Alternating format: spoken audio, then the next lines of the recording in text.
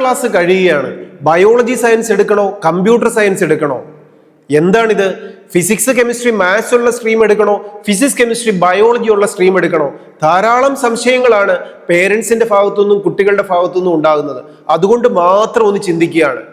11th 12th പഠിക്കുന്ന സമയത്ത് ഈ കോഴ്സ് പഠിക്കാൻ നമ്മുടെ ഇഷ്ടം കൊണ്ടെന്നോ ഫ്രണ്ട്സിന്റെ ഇഷ്ടം കൊണ്ടെന്നോ പേരൻസിന്റെ ഇഷ്ടം കൊണ്ടെന്നോ ഇങ്ങനൊന്നും അല്ല സെലക്ട് ചെയ്യേണ്ടത്. ഒരു ലോങ് ടൈം വിഷനാണ്. ഞാൻ എൻ്റെ ജീവിതത്തിൽ ആരായി തീരണം, ഏത് ഡെസ്റ്റിനേഷനിൽ എനിക്ക് എത്തിച്ചേരണം, അതിലേക്ക് എത്താൻ വേണ്ട ബേസ് സബ്ജക്റ്റുകളാണ് 11th 12th പഠിക്കേണ്ടത്. ഫിസിക്സ് കെമിസ്ട്രി മാത്സ് പഠിച്ചാൽ എത്തിച്ചേരേണ്ട ഡെസിഗ്നേഷൻസ് ആദ്യം തന്നെ ആ പ്രൊഫൈൽ നാം സെറ്റ് ചെയ്യണം.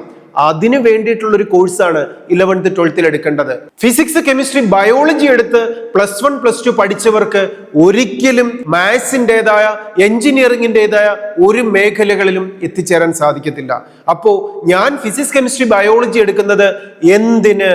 ഏത് ഹയർ എഡ്യൂക്കേഷന് പോകാൻ, ഏത് പ്രൊഫൈലിലെത്താൻ, ഏത് ജോബിലേക്ക് എത്താൻ, ഇത് സെറ്റ് ചെയ്തിട്ട് വേണം 11th 12th സ്ട്രീമുകൾ സെലക്ട് ചെയ്യാൻ. Study well, enjoy your future. All the best.